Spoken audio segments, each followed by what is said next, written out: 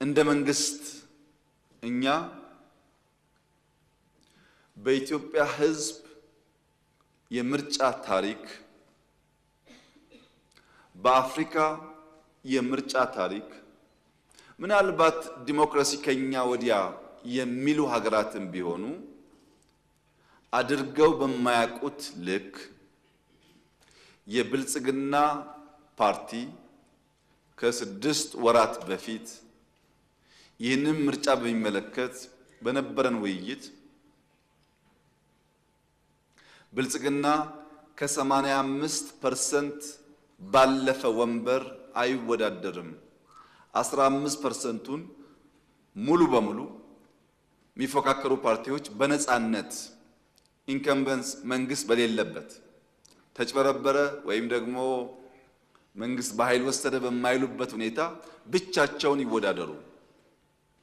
እኛ ከነሱ ጋር በ85ቱ እንወዳደራለን ለነሱ 100% እድል ይሰጥ ለኛ ግን 85% እድል ይሰጥ ብለን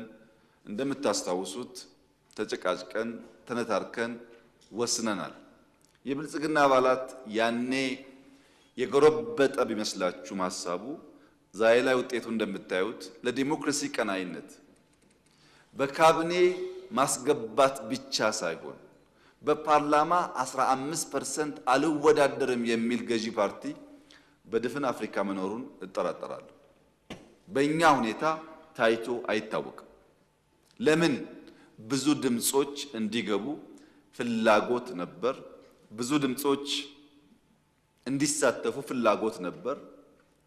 ያን የኢትዮጵያ ሕዝብ ተገንዝቦ ከወትሮ ተለየ መንገድ በርከት ያሉ ፓርቲዎች በክልልና በፌደራል ፓርላማ ተሳታፊ መሆን ችለዋል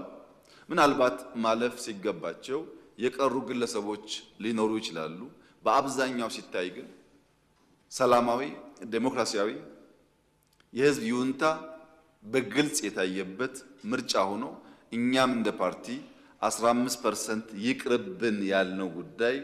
ብዙ ድምጽ ለመስማት እድል የሰጠ ስለሆነ የብልጽግና ፓርቲ አባላት እንደዚህ ባለው